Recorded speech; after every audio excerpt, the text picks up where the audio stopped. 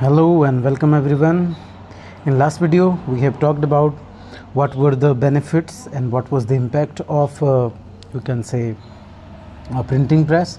So today in this video we are going to talk about extensively what were the drawbacks of print culture. Printing आने के बाद कुछ problems हुए, क्या क्या घाटे थे, क्या क्या समस्याएं थी. That is what is our today's topic. Yes. Print books became so famous and important that a wider public was connected to it and using it. देखो प्रिंट सस्ता था, बहुत फास्ट से प्रिंट हो जाता था, बहुत जल्दी छपाई हो जाती थी, तो बहुत ज़्यादा लोग इसको पढ़ते थे, बहुत ज़्यादा लोगों तक इसका एक्सेस था. मीन्स लोग बहुत ज़्यादा कनेक्टेड थे इससे. ठीक है, इससे क्या हुआ? There was a fear that people can publish against the established tradition and negative things to influence the audience so easily. तो जो रीडर है, जो न्यूज़पेपर पढ़ रहा है, जो बुक्स पढ़ रहे हैं, उनको ईजिली इन्फ्लुएंस किया जा सकता था, ईजिली उनको मैनिपुलेट किया जा सकता था. क्या छाप के? कुछ भी उल्टा सीधा छपाई हो सकती थी. हो सकता है जो चर्च चल रहा है किसी कंट्री में, जैसे कोई रिलीजन है, उसके अगेंस्ट भी बोला जा सकता है, किंग के अगेंस्ट बोला जा सकता था, गवर्नमेंट के ख़िलाफ़ बोला जा सकता था इस पेपर में. तो इसी बात का डर था कि हो सकता है कि लोगों को ये नेगेटिवली भी इन्फ्लुएंस कर सकता है. मीन्स इसका नेगेटिव असर भी हो सकता है, लोगों को बहका भी सकता है, भड़काया भी जा सकता है इसके थ्रू. ठीक है, और क्या हो सकता है? Cheap and vulgar thoughts and books could be published that could disgrace the valuable literatures. So many authors, writers, authorities and monarchs criticise the printing. कई सारे राइटर्स, कई सारे फिलोसोफर्स, कई सारे अथॉरिटीज़, कई सारे मोनार्क्स, ये बड़े बड़े राइटर, इन्होंने क्या किया? प्रेस के ख़िलाफ़ भी लिखा. बोला कि प्रेस बहुत ख़तरनाक भी है. क्यों? इससे क्या होगा? चीप और वल्गर लिटरेचर भी पब्लिश हो सकता है. घटिया thoughts, scandalous thoughts, romantic stories भी पब्लिश हो सकते हैं. घटिया से घटिया कहानी लोगों तक पहुंच सकता है, और इससे लोगों के दिमाग पे बहुत घटिया असर भी हो सकता है, और इससे वैल्यूएबल लिटरेचर लॉस्ट हो सकता है. हो सकता है लोग घटिया लिटरेचर को पढ़ना स्टार्ट करें और अच्छे लिटरेचर पढ़ना छोड़ दें, क्योंकि घटिया चीज़ों में लोगों को ज़्यादा मज़ा आता है. तो बड़े जो राइटर्स थे, उन्होंने इसका विरोध किया कि बोला भैया प्रिंटिंग का एक घाटा ये भी है कि कोई कुछ भी पब्लिश कर सकता है और लोग इससे अफेक्टेड हो सकते हैं. घटिया लिटरेचर, घटिया कहानी, गलत चीज़ें भी लोगों तक पहुंच सकती हैं. ठीक है, आगे देखते हैं इसके क्या क्या एग्जाम्पल हैं. हमने अभी एक पॉइंट पढ़ा कि लोग इस्टेब्लिश्ड ट्रेडिशन के खिलाफ भी बोल सकते हैं. चलिए इन पॉइंट्स को एक बार हम रिवीजन करते हैं ताकि और अच्छे से तुमको समझ में आए. प्रिंट बहुत फेमस हो चुका था, बहुत इंपॉर्टेंट हो चुका था, सारे लोग इससे कनेक्टेड हो चुके थे, तो प्रिंट का मिसयूज भी तो हो सकता है. देखो, जो चीज़ जितना पावरफुल है उतना इसका मिसयूज भी हो सकता है, उसका यूज भी हो सकता है. तो प्रेस का मिसयूज भी क्या हो सकता है? देखो कि क्या कहना चाहिए, लोग इस न्यूज़ के थ्रू घटिया बातें छाप सकते हैं, गवर्नमेंट के ख़िलाफ़ प्रिंट कर सकते हैं, नेगेटिव थिंग्स सोसाइटी में फैल सकती है, और ऑडियंस को इससे इन्फ्लुएंस किया जा सकता है. दूसरा, चीप और वल्गर थॉट्स, घटिया बुरे विचार, मीन्स घटिया चीज़ें भी कहानियों में, मीन्स घटिया कहानी भी लोग प्रेजेंट कर सकते हैं. ठीक है, घटिया राइटर्स भी हो सकते हैं जो अपना बुक लिखेंगे, सब लोग पढ़ेंगे, इससे लोग अफेक्टेड भी होंगे. तो बहुत सारे जो राइटर्स थे, जो ऑथर्स थे, राइटर्स थे, जो अथॉरिटीज़ थी, जो मोनार्क्स थे, इन्होंने क्रिटिसाइज़ किया था प्रिंटिंग को कि इसमें प्रॉब्लम हो सकता है. तो पहला देखते हैं, पहला पॉइंट था कि कोई अथॉरिटीज़ के ख़िलाफ़ भी बोल सकता है. तो इसका क्या था? प्राइम एग्जाम्पल था Martin Luther. Martin Luther was a Protestant reformer who wrote 95 theses to criticize Roman Catholic Church. हमने पहले भी क्लासेस में या वीडियो में बात कर चुके हैं कि क्रिश्चियनिटी, ट्राई टू अंडरस्टैंड, जो क्रिश्चियनिटी है, इसमें I will write only see here, we will understand. Christianity के दो सेक्ट हुए. सबसे पुराना ग्रुप था कैथोलिक, और नया जो डेवलप हुआ उसका ब्रांच कह सकते हो वो प्रोटेस्टेंट. तो जो मार्टिन लूथर था वो एक प्रोटेस्टेंट था. ठीक है, दोनों, और वो कैथोलिसिज्म का विरोध करता था. बोलता था कि Catholicism the oldest Christian religion और Christian type of religion is has lots of problem. उन्होंने 95 थीसिस लिखा और क्रिटिसाइज़ किया रोमन कैथोलिक चर्च का. मैं पहले बता रहा हूँ, let me clear this point. Church जो है, सबसे पुराना ब्रांच चर्च का या क्रिश्चियनिटी का रोमन कैथोलिक चर्च. ठीक है, और बाद में जो इंग्लैंड में डेवलप हुआ, यूरोप में डेवलप हुआ एक नया फॉर्म ऑफ क्रिश्चियनिटी कह सकते हो, वो है प्रोटेस्टेंट। ये प्रोटेस्टेंट क्या है? ये लोग, ये जो पुराने कैथोलिसिज्म था वो घटिया काम करती थी, ठीक है, तो उसके खिलाफ लड़ने के लिए इन्होंने एक अपना ग्रुप बनाया, एक नया चर्च इस्टेब्लिश किया जिसको उन्होंने प्रोटेस्टेंट कहा। तो मार्टिन लूथर एक प्रोटेस्टेंट था, ठीक है, और वो किसके खिलाफ लिखता था? रोमन कैथोलिक चर्च के खिलाफ। उसने क्या किया? He printed this and pasted in door of Wittenberg church and challenged church for debate. उसने क्या किया? अपना 95 थीसिस लिखा, 95 रूल्स लिखे उसने, और चैलेंज किया रोमन कैथोलिक चर्च को। उन्हीं की चर्च की दीवार में, डोर में या दरवाजे में चिपकाए, उसको बोला, चैलेंज किया कि इन पॉइंट्स पे मेरे साथ डिबेट करो, ठीक है, आपका जो धर्म है, आपका जो कैथोलिसिज्म है वो घटिया है, मैं प्रूव कर सकता हूँ, अगर you can not believe then I can debate on this. Debate करने के लिए चैलेंज कर दिया। देखो प्रिंट का क्या, इसको यूज कहो या मिस यूज कहो, गवर्नमेंट के खिलाफ बोला ना, वहाँ के इंस्टीट्यूशन के खिलाफ बोल सका ना, चर्च के खिलाफ बोल सका कि नहीं Martin Luther, because of printing. Now comes he translated new testament. Bible भी 2 पार्ट में है, ओल्ड टेस्टामेंट, बाइबल भी 2 पार्ट में है, ओल्ड टेस्टामेंट और न्यू टेस्टामेंट। तो न्यू टेस्टामेंट को उसने क्या किया? ट्रांसलेट किया। वो पहले लैटिन में हुआ करता था, इंग्लिश में ट्रांसलेट किया उसको, और उसके 5000 कॉपी बिक गए, 5000 कॉपीज़ बिके कुछ ही हफ्तों में। समझ रहे हो प्रेस कितना पावरफुल था उस टाइम में? देखो, ही believe that printing can spread intellectual thoughts and make people aware. वो भरोसा करता था कि प्रिंटिंग अच्छी चीज़ है, इससे लोगों को अवेयर किया जा सकता है, इनको इंटेलेक्चुअल स्मार्ट बनाया जा सकता है। उसने प्रिंटिंग के बारे में कहा कि printing is the ultimate gift of God and the greatest one. वो कहता है कि प्रिंटिंग भगवान का दिया बहुत बड़ा गिफ्ट है और सबसे बड़ा गिफ्ट है, ठीक है, यहाँ पे देखो, ठीक। और एक था मेनोचियो और miller from Italy wrote against Roman Catholic church and was executed in public, and so publishers started to have list of prohibited books 1558 onwards. तो ऐसा ही मार्टिन लूथर जैसा एक और आदमी था इटली का, मेनोचियो और मिलर था, मिल था, उसका फैक्ट्री था, उसने भी रोमन कैथोलिक चर्च के खिलाफ बोला तो उसको पब्लिक में मार दिया गया। तो तब से पब्लिशर धार्मिक चीज़ों में, रिलीजन से रिलेटेड बुक्स को पब्लिश करने के लिए डरते थे। तो 1558 ऑनवर्ड्स उन्होंने एक लिस्ट रखा, और उस लिस्ट में जो जो बुक नहीं छापने के लिए बोला गया था उन बुक्स को प्रिंट नहीं किया, ठीक है। जिन जिन बुक्स को चर्च ने मना किया था पब्लिश करने के लिए, उसको बंद कर। देखो, एक हिसाब से प्रिंटिंग का फ़ायदा भी था, एक हिसाब से घाटा भी था। धर्म के लिए लोग लड़ भी रहे थे, लेकिन मार्टिन लूथर जैसे लोगों ने प्रिंटिंग का ज़बरदस्त यूज किया लोगों को अवेयर करने के लिए। तो ये फ़ायदा भी कह सकते हो, और एक प्रकार से लड़ाई भी तो हो रही थी, प्रोटेस्टेंट लोग मारे भी जा रहे थे कैथोलिसिज्म के खिलाफ बोलने के चक्कर में। तो मार्टिन लूथर एग्जाम्पल किस चीज़ का है कि प्रिंटिंग कितना पावरफुल हो सकता है। उसने चैलेंज कर दिया पुराने चर्च को, जो कैथोलिक चर्च है, उसको चैलेंज किया कि मेरे साथ डिबेट करो इन पॉइंट्स पे, ठीक है। उसने बाइबल ट्रांसलेट करके सोल्ड किया, 5000 कॉपीज़ बिक गए हफ्तों में। न्यू टेस्टामेंट बाइबल को उसने क्या कर दिया? ट्रांसलेट कर दिया था। वो कहता है कि प्रिंटिंग लोगों को इंटेलेक्चुअल, स्मार्ट और थॉटफुल बना सकती है। वो कहता है कि भगवान का दिया हुआ बहुत बड़ा गिफ्ट है प्रिंटिंग, ठीक। चलो, ये था एक मोनाकियो जिसका हम पढ़ लिए। एक और था इरास्मस, एक लैटिन स्कॉलर, और वो कैथोलिक रिफॉर्मर था, who criticise the excesses of Catholicism. ये एक और था इरास्मस, उसने भी कैथोलिसिज्म को क्रिटिसाइज़ किया। उसने बोला कि he express a deep anxiety about printing, that the thought it has spread knowledge but also filling the every corner of the world vulgar and cheap thoughts. तो ये क्या कहता है? इरास्मस कहता है कि देखो भैया, प्रिंटिंग अच्छा है, लेकिन प्रिंटिंग से अच्छी चीज़ें भी फैल रही हैं और बुरी चीज़ें भी। वो कहता है कि मैं बहुत दुखी हूँ, ठीक है, मैं बहुत दुखी हूँ, I am very sad, I am very anxious कि प्रिंटिंग में सिर्फ अच्छे बुक नहीं, घटिया बुक भी पब्लिश हो रहे हैं। नॉलेज तो फैल ही रहा है, लेकिन वल्गर थॉट्स और चीप थॉट्स भी सोसाइटी तक फैल रहे हैं। तो प्रिंटिंग का ये घाटा भी है, प्रिंटिंग प्रेस का ये घाटा भी है, ठीक है। तो यहाँ पे हम देखेंगे ड्रॉबैक्स क्या क्या है। ड्रॉबैक्स पहला है कि यहाँ जो अथॉरिटी है, जो इंस्टीट्यूशन, जो चर्च है, उसके खिलाफ़ लोग बोलने लगे। जैसे मार्टिन लूथर, वो कहता है कि आपके रिलीजन में प्रॉब्लम है। उसने बाइबल ट्रांसलेट कर दिया, बेच भी दिया, 5000 कॉपीज़ 2 हफ्तों में बेच दिया, ठीक है।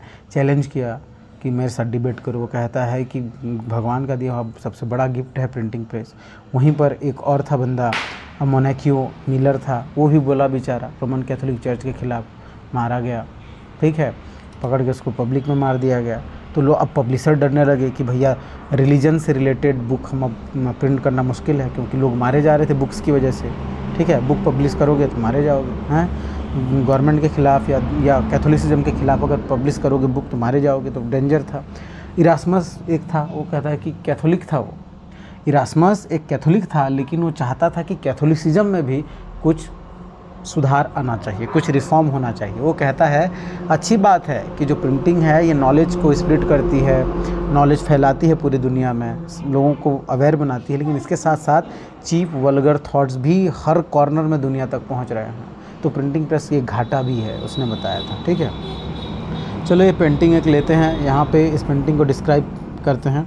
देखो यहाँ पे प्रिंटिंग प्रेस है, प्रिंटिंग प्रेस जो आसमान से उतर रहा है उसको परियां या एंजल्स लेके आ रहे हैं, देवी गॉडेसेस लेके आ रहे हैं उसको, ठीक है, धरती पर, मीन्स सुन लो भगवान का गिफ्ट स्वर्ग से उतर रहा है प्रिंटिंग प्रेस, ठीक है, अब गॉडेस उसको लेके आ रहे हैं और दोनों साइड में गॉडेस हैं, एंजल्स हैं, ब्लेसिंग दे रहे हैं। अब यहाँ पे 6 वुमेन तुमको मिलेंगे, 1 2 3 4 5 6, इधर 6, 1 2 3 4 5 6, ये जो 6 लोग हैं, ये लोग एक एक फ़ोटो पकड़े हैं। इस पेंटिंग को गौर से देखा जाए, दे आर होल्डिंग पिक्चर्स। देखो यहाँ पे ये एक पिक्चर है, ये एक पिक्चर है, ये एक पिक्चर है, ये भी एक पिक्चर है, पीछे एक पिक्चर है, ये पिक्चर है, 6 पिक्चर पकड़े हैं, 6 क्या कहना चाहिए, एंजल्स, 6 वुमेन होल्डिंग 6 पिक्चर्स। ये 6 पिक्चर कौन है? 6 पिक्चर हैं उन लोगों के जिन्होंने पूरी दुनिया में प्रिंटिंग स्टार्ट किया था। अलग अलग कंट्री में जो प्रिंटिंग स्टार्ट करने वाले लोग थे, इनके फ़ोटोज़ हैं, ये इनके फ़ोटोज़ हैं जिन्होंने प्रिंटिंग स्टार्ट किया था और प्रिंटिंग धरती पे लाया था, कह सकते हो। तो इसमें से एक फ़ोटो सर्कल्ड है और वो है गुटेनबर्ग का। जो फ़ोटो सर्कल्ड है वो गुटेनबर्ग का है, जिसने प्रिंटिंग मशीन बनाया था। तो प्रिंटिंग कितना इम्पोर्टेंट था उस ज़माने के लिए, यू कैन अंडरस्टैंड दिस। ठीक है,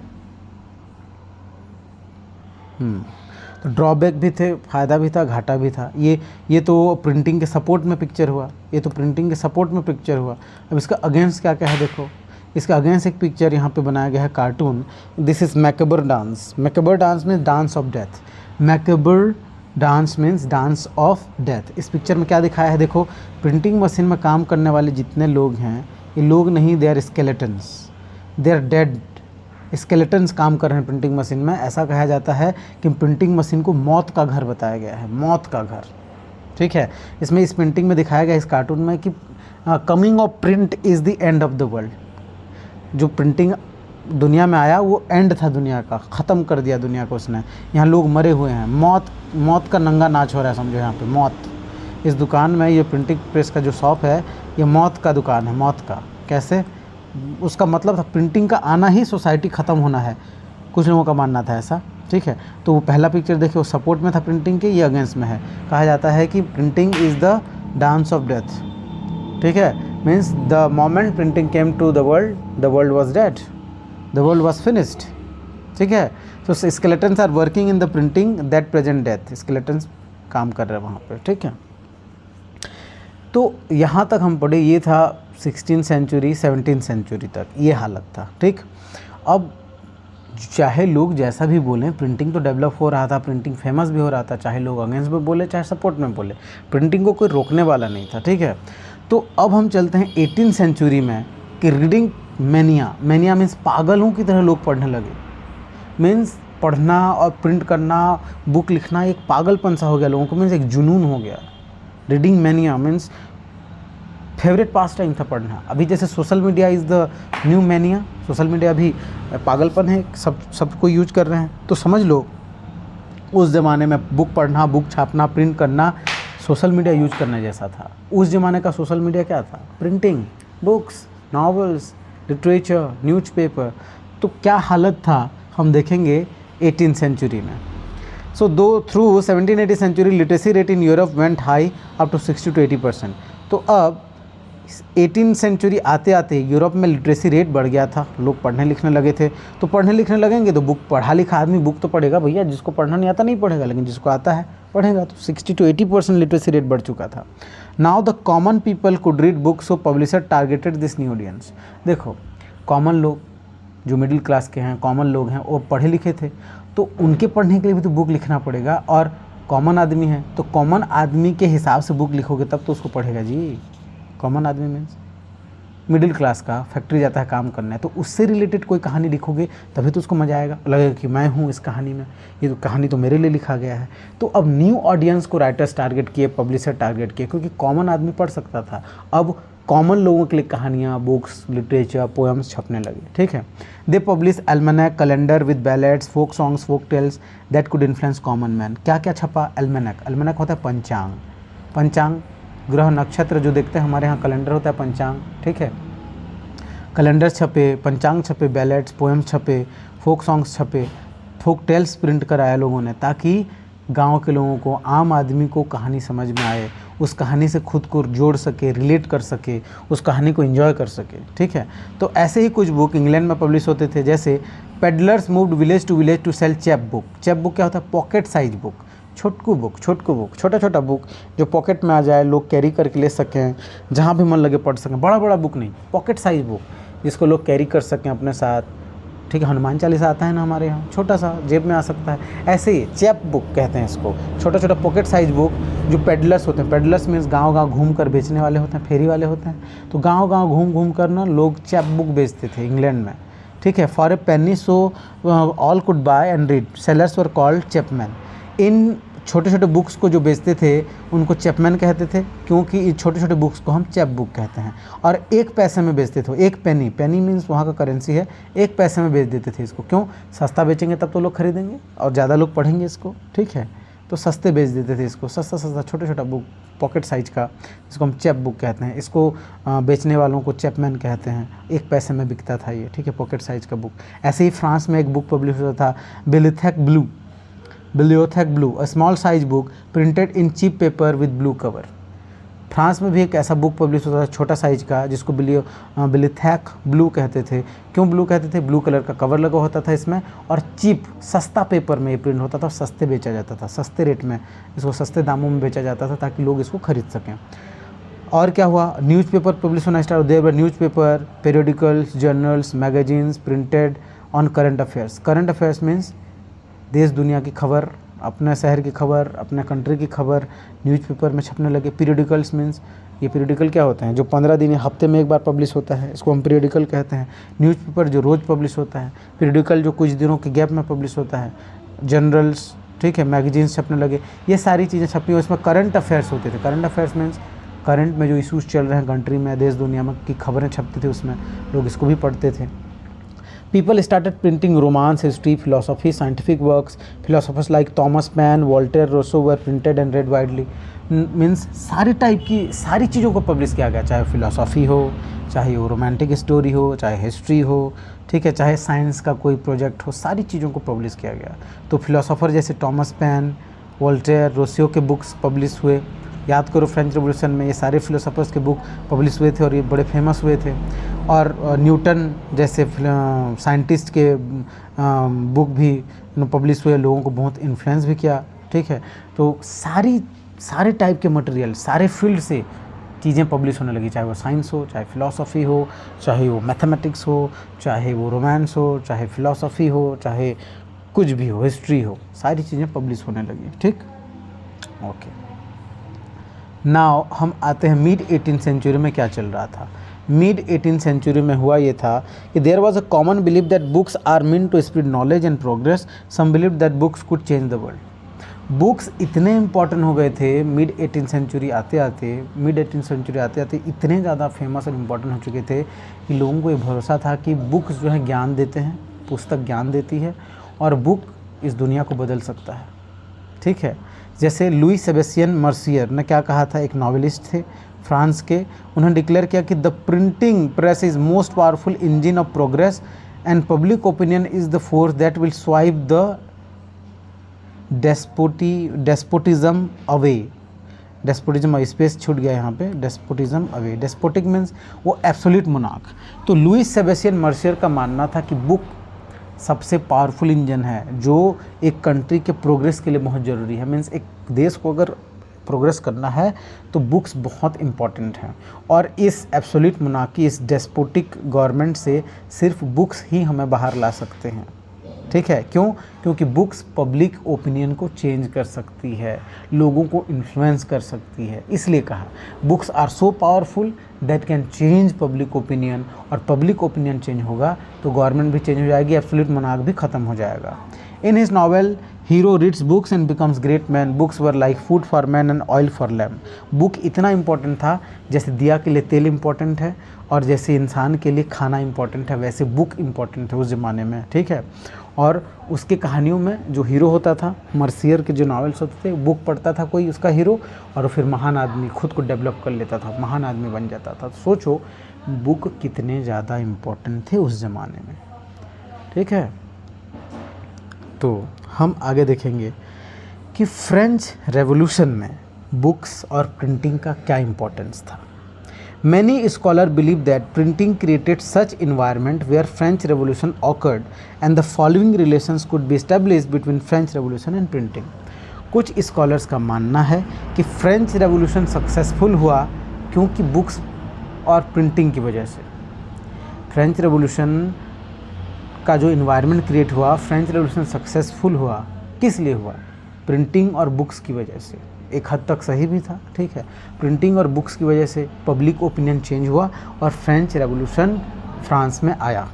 तो चलिए देखते हैं क्या सच में बुक्स और ये प्रिंटिंग की वजह से फ्रेंच रेवोल्यूशन पॉसिबल हुआ। चलिए देखते हैं।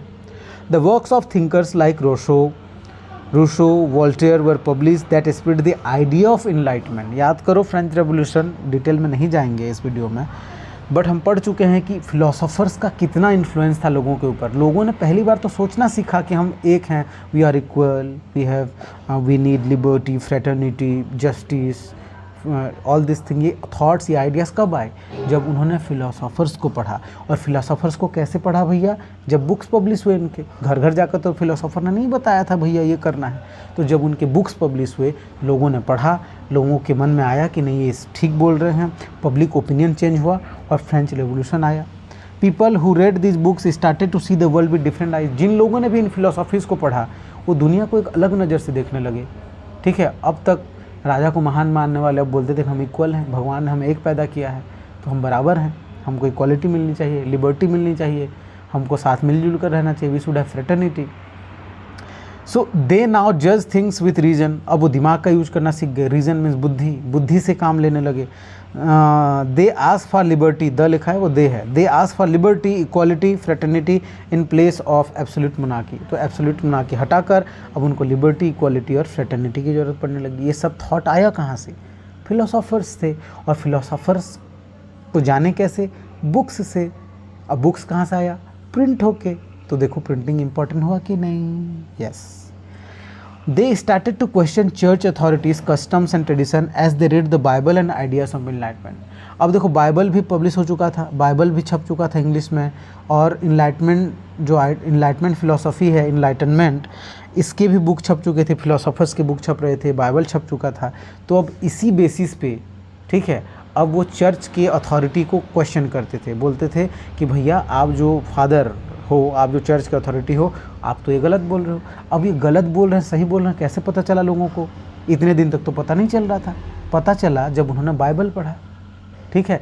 बाइबल पहले अवेलेबल नहीं था, सिर्फ चर्च के लोग पढ़ते थे, और वो जो बोलते थे मनमाने ढंग से उसका मीनिंग निकालते थे। देखो सोचो, बाइबल कहीं पे नहीं है, ठीक है, सिर्फ एक चर्च में है, और उसको पढ़ के बोलता है कि बाइबल में ये लिखा है, हमको मानना चाहिए।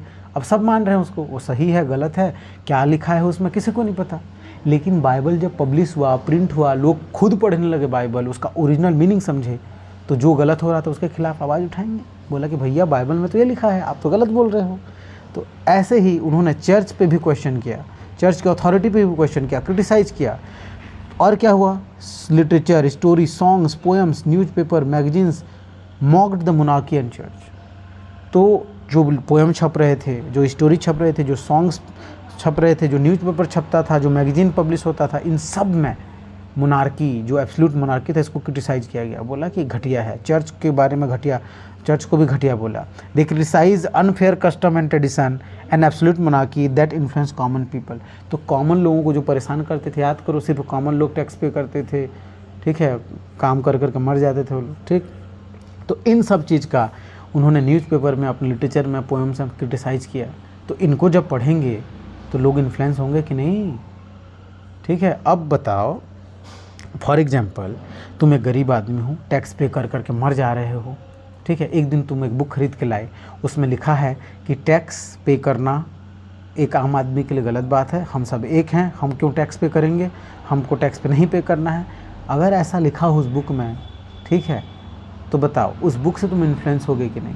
वो बुक लगेगा नहीं कि ये तो मेरे लिए लिखा गया है, उसको लगेगा कि अब तो मैं टैक्स नहीं दूंगा, इन्फ्लुएंस होगा। जैसे हम लोग अभी सोशल मीडिया का एक शॉर्ट्स देख के या एक वीडियो देख के, मोटिवेशन वीडियो देख के, मैं भी कलेक्टर बन जाऊंगा, मैं भी वो बन जाऊंगा, सोचते हैं ना। ऐसा ही लोगों को पहले poems, literatures, stories, newspaper, magazine में ये मोनार्की और गवर्नमेंट के खिलाफ लिखा जाता था, उससे लोग इन्फ्लुएंस होते थे, ठीक है।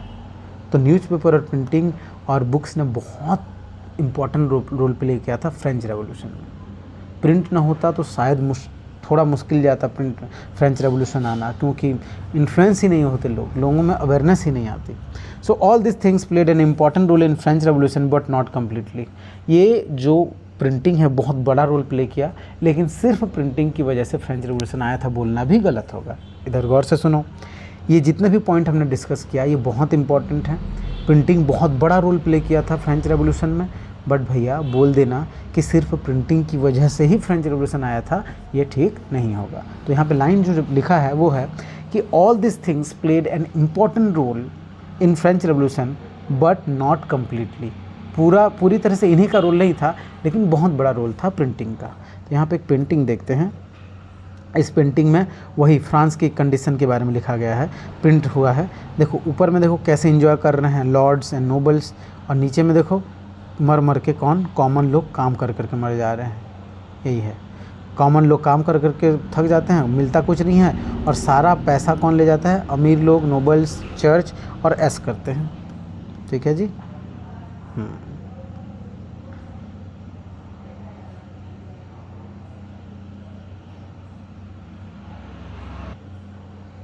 Now we are going to see कि 19th सेंचुरी में आते आते क्या हुआ। जैसे ही 19th सेंचुरी स्टार्ट हुआ, देखो यहाँ पे 19th सेंचुरी में एक काम क्या हुआ, primary education became compulsory for all in late 19th century, so school books were printed. देखो 19th सेंचुरी जब टाइम आया तो वेस्टर्न कंट्रीज़ में primary education class 1 to 5 primary education compulsory कर दिया, सारे बच्चों के लिए कंपलसरी था। तो सारे बच्चे स्कूल जाते थे। अब भैया सारे बच्चे स्कूल जा रहे हैं तो स्कूल बुक्स की ज़रूरत पड़ेगी, तो स्कूल बुक्स की ज़रूरत पड़ेगी तो फिर बहुत ज़्यादा प्रिंट करना पड़ेगा। तो अगर स्कूल बुक है, छोटे छोटे बच्चों के लिए बुक प्रिंट हो रहा है, तो छोटे छोटे बच्चों के हिसाब से कहानी, पोएम लिखा जाएगा, ऐसा नो। तो यहाँ पे क्या हुआ, देयर डेवलप्ड चिल्ड्रन लिटरेचर। यहीं पे स्टार्ट होता है हमारा बच्चों के लिए लिखे जाने वाला कहानी, पोएम छपने लगे, चिल्ड्रन लिटरेचर स्टार्ट हुआ यहाँ पे। क्यों? क्योंकि अब स्कूल के लिए बुक लिखना है, तो स्कूल के लिए बुक लिखना है तो छोटे बच्चों के हिसाब से लिखोगे, तो छोटे बच्चों वाला लिटरेचर स्टार्ट हो गया। Folk tales, stories were printed for kids. गाँव के जो कहानी थे, ठीक है, जैसे नर्सरी राइम्स हो गए तुम्हारे, फोक टेल्स, ठीक है, जहाँ फेबल्स, पुराने ज़माने की कहानियाँ जो दादा नाना नानी सुनाते थे, उन सारे कहानियों को फिर से छोटे बच्चों को पढ़ाने के लिए प्रिंट किया गया। ऐसी कहानी तो हम बचपन में सुनते हैं, तो ऐसी कहानियों को फिर से प्रिंट किया गया। इसमें थे Grimm brothers, folk tales are example printed in 1812। Date याद रखना, 1812 में फोक टेल किसने पब्लिश कराया था? Grimm brothers. ये थे जर्मनी के, हम इनके बारे में पहले पढ़ चुके हैं, नेशनलिज्म इन यूरोप में ग्रिम ब्रदर्स ने पब्लिश किया था फोक टेल कलेक्शन, ठीक है। और vulgar things were deleted and old folk tales were retold and refreshed. पुरानी कहानियों को फिर से नए ढंग से लिखा गया, पुरानी कहानियों को फिर से लिखा गया नए तरीके से, रीटोल्ड एंड रिफ्रेश्ड, अच्छे तरीके से नया करके फिर से लिखा गया बच्चों के पढ़ने के लिए। और पुरानी कहानियों में जो वल्गर चीज़ था, जो घटिया चीज़ें थी, उनको हटा दिएगा, क्योंकि ये लिटरेचर बच्चों के लिए लिखा जा रहा था, ठीक। तो पहला पॉइंट है 19th सेंचुरी में चिल्ड्रन लिटरेचर डेवलप हुआ। और कैसे डेवलप हुआ? कह सकते हैं कि प्राइमरी एजुकेशन जब कंपलसरी हो गया, सारे बच्चे स्कूल जाने लगे, स्कूल जा रहे हैं तो बुक्स की ज़रूरत पड़ेगी, तो बुक्स छपेंगे किन के लिए? बच्चों के लिए। तो बच्चों के हिसाब से लिटरेचर लिखा जाने लगा। तो बच्चों के हिसाब से लिटरेचर कौन सा होगा? जो बचपन में दादा नाना नानी हमारे सुनाते कहानियाँ, हम उन्हीं कहानियों को फिर से यहाँ पब्लिश किया गया, लेकिन जो घटिया चीज़ें थी उनको हटा दिया गया, फिर से अच्छे करके इनको लिखा गया, ठीक है।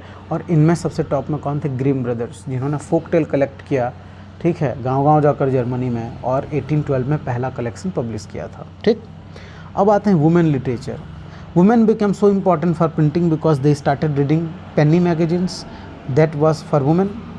They also started writing works of writers like Jane Austen, Bronte sisters, Emily Bronte or George Bronte, George Eliot.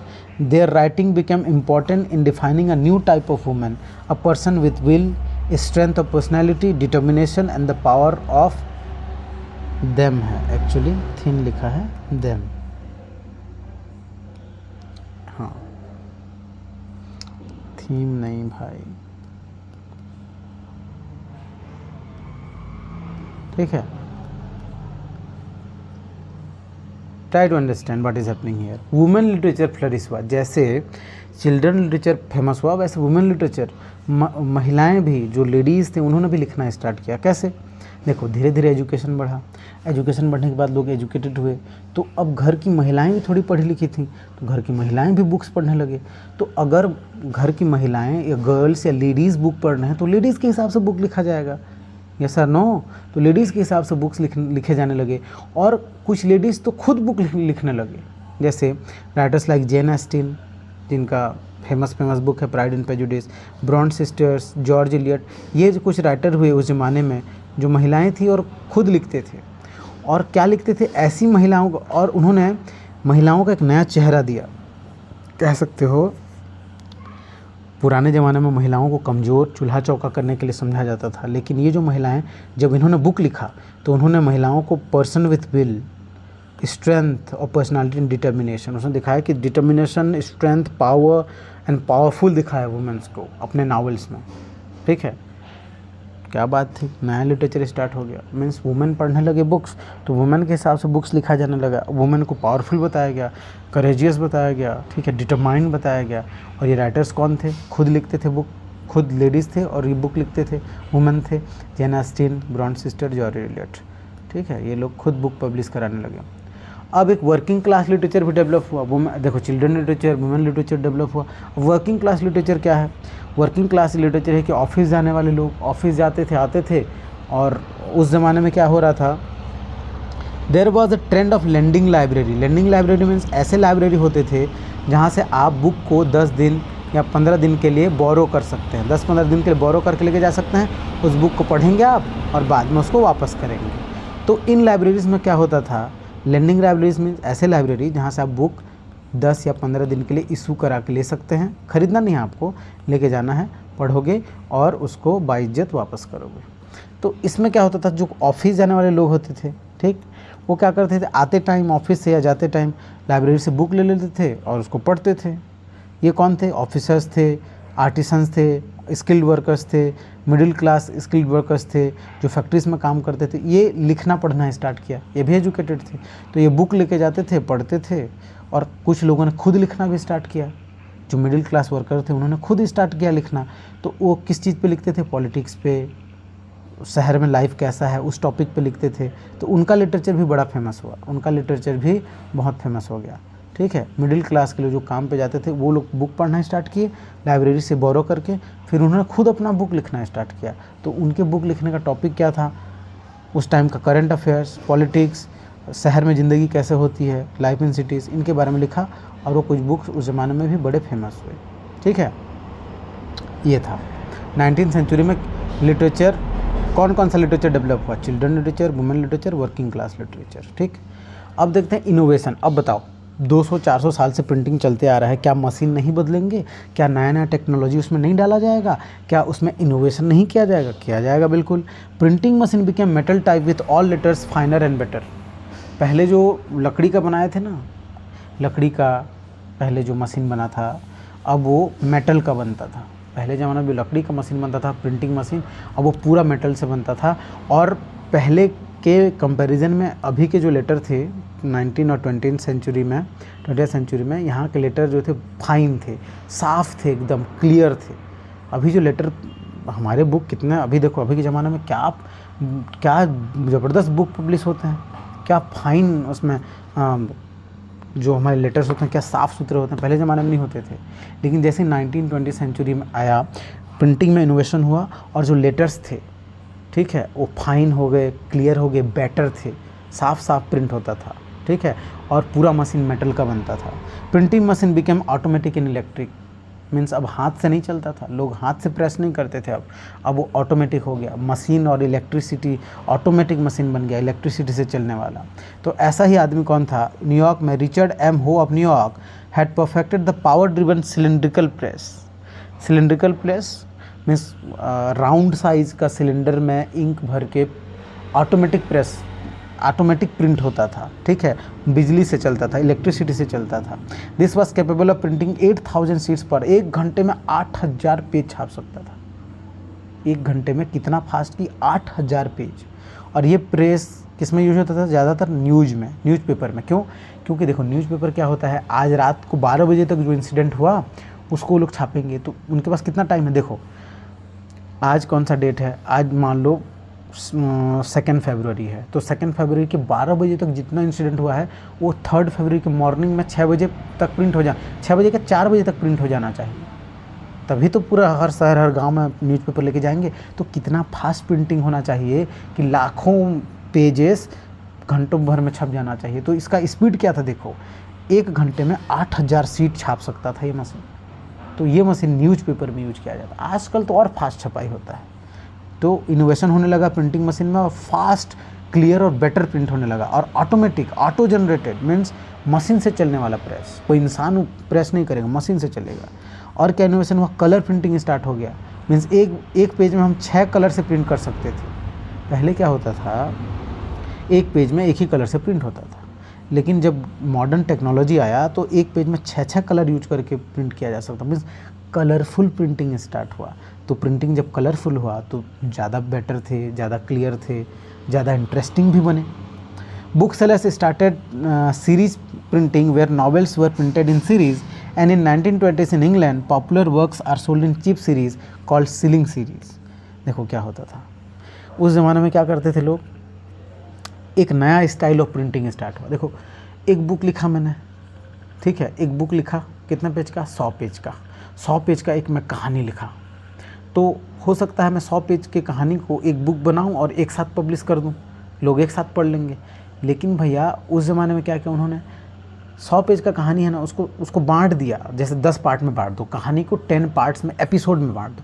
जैसे हमारा सीरियल आता है अभी, देखो एग्जाम्पल देखो, एक मूवी है तो 3 घंटे का, 2 घंटे का एक साथ देख लिए। लेकिन जो सीरियल होते हैं, टीवी शो होते हैं, वो एपिसोड वाइज आते हैं, वन आफ्टर अनदर एपिसोड, एक के बाद एक एपिसोड आते जाता है। वैसे बुक को ये लोग एपिसोड में प्रिंट करते थे, सीरीज़ में, मीन्स एक हफ्ते में एक पार्ट आया, दूसरे हफ्ते अगला पार्ट आया, तीसरे हफ्ते इसका अगला पार्ट आया, ठीक है। तो इससे लोगों को सस्ता भी पड़ता था, ये एक ही बार में पूरा पैसा खर्चा नहीं करना पड़ता था, कम पैसा दे के पार्ट में खरीदते थे, ठीक है। तो हर हफ्ते वो पब्लिश, जैसे हर हफ्ते सीरियल आता है, हर हफ्ते वो बुक पार्ट में पब्लिश होकर आता था। तो इस सस्ते वाले पब्लिकेशन को सीलिंग सीरीज़ कहते थे इंग्लैंड में, क्योंकि सस्ता पड़ता था। देखो फॉर एग्जांपल एक बुक 100 पेज का है, एक साथ खरीदे तो तुमको पड़ा 10 रुपये, ठीक है। लेकिन एक हफ्ते में इसका 10 पेज आया, part 1 10 pages, part 2 another 10 pages, तो एक बार में तुमको 1 रुपये देना पड़ेगा। सस्ता भी पड़ता था एक बार में, और वो धीरे धीरे पढ़ते भी थे उसको आराम से, सीरीज वाइज सीरीज, ठीक है। जैसे सीरियल आता है, एक एपिसोड एक आज आया तो एक एपिसोड कल आएगा, एक साथ थोड़ी दे देता है सीरियल को, वैसा एपिसोड में आता था नावल और बुक्स, ठीक है। और उस ज़माने में जो डस्ट कवर या the book jacket is also a 20th century innovation. Dust cover समझते हो? डस्ट कवर अच्छे बुक्स में देखना कवर दिया रहता है पहले से, यहाँ पे दिखा रहा हूँ मैं, डस्ट कवर नहीं है क्या यहाँ पे? अच्छा मैंने नहीं लिया है पिक्चर में। डस्ट कवर मीन्स डिक्शनरीज जो खरीदते हो तुम, उसमें डस्ट कवर पहले से लग के आता है, कवरिंग हो के आता है बुक, उसको होता है डस्ट कवर। बुक जैकेट पहन के आता है, समझ लो बुक में ऑटोमेटिकली कंपनी पहले से उसमें कवर लगा के देती है। तो ये 20th सेंचुरी में स्टार्ट हुआ। लेकिन जब क्या हुआ, because the great depression in 90 थे, ग्रेट डिप्रेशन मीन वही आर्थिक मंदी, याद करो नेशनलिज्म इन इंडिया पढ़े थे। ग्रेट डिप्रेशन जब 1930s में पूरी दुनिया में स्टार्ट हुआ, तो जो पब्लिशर थे उनको डर लगा कि महंगा बुक तो कोई ख़रीदेगा नहीं, लोगों के पास पैसा नहीं है, तो उन्होंने सस्ते पेपर में सस्ते बुक छापना स्टार्ट किए। और पेपर बैक मीन्स, पहले देखो बुक को ना बहुत ग्रेट समझाया जाता था। बुक में मस्त हार्ड कवर लगा के उसमें ऊपर में एक्स्ट्रा कवर लगा के, जब लेदर का कवर लगा के मस्त ज़बरदस्त उसको प्रिंट करते थे। लेकिन जब ग्रेट डिप्रेशन आया तो लोगों को लगा कि महंगा बुक तो कोई खरीदेगा नहीं, तो उन्होंने क्या किया, सस्ते पेपर में सस्ता पतला कवर लगा के, पेपर का ही कवर लगा के सस्ता उन्होंने बुक पब्लिश किया। जैसे हमारा अभी बुक नॉर्मल आता है ना, नॉर्मल आता है। देखो आज हमारे जो अटेंडेंस रजिस्टर होते हैं उसमें कैसा हार्ड कवर लगा होता है, ज़बरदस्त बाइंडिंग वाला। लेकिन हमारे जो टेक्स्ट बुक हैं एनसीईआरटी के, देखो वहाँ पे क्या है, सॉफ्ट कवर लगे हैं, पेपर वाले कवर, एकदम सस्ता। तो सस्ते बुक पब्लिश करना स्टार्ट हुआ 1930s में। क्यों? क्योंकि लोग महंगे बुक नहीं अफोर्ड कर सकते थे, नहीं खरीद सकते थे, क्योंकि ग्रेट डिप्रेशन चल रहा था पूरी दुनिया में, मंदी थी, ठीक है, लोगों का इनकम नहीं था, गरीब थे लोग, बाज़ार में मार्केटिंग नहीं चल रहा था, ट्रेड नहीं चल रहा था, बिजनेस नहीं हो रहा था, लोगों का इनकम नहीं हो रहा था, तो क्या महंगे बुक खरीदेंगे? नहीं, इसलिए सस्ता बुक लोगों ने प्रिंट करना स्टार्ट किया। ठीक है, यहाँ पे देखो एक रेलवे स्टेशन है लंदन का, कैसे कलरफुल प्रिंटिंग में एडवर्टाइजमेंट किया गया है, अलग अलग चीज़ों का कैसे ऐड देखो प्रिंट किया गया है, चिपकाया गया है, पोस्टर्स, ये भी कलरफुल। तो ये 20वीं सेंचुरी में कलरफुल प्रिंटिंग स्टार्ट हो गया, एडवर्टाइजमेंट बड़ा इंपॉर्टेंट हो गया। ठीक है, एडवर्टाइजमेंट इंपॉर्टेंट हो गया, सब तरफ देखो कैसे एड्स लगे हुए हैं, चिपकाए गए हैं पोस्टर। सो धीरे धीरे टेक्नोलॉजी में क्या हो रहा था, एडवांस होते जा रहा था। तो अब हम अगले वीडियो में पढ़ेंगे प्रिंटिंग इन इंडिया। तो इंडिया में प्रिंटिंग कैसे स्टार्ट हुआ, कौन कौन लोग थे जो प्रिंटिंग स्टार्ट किए, और प्रिंटिंग इंडिया में कितना इम्पोर्टेंट था, ये इसकी बात हम करेंगे हमारे अगले वीडियो में। तब तक के लिए जय हिंद।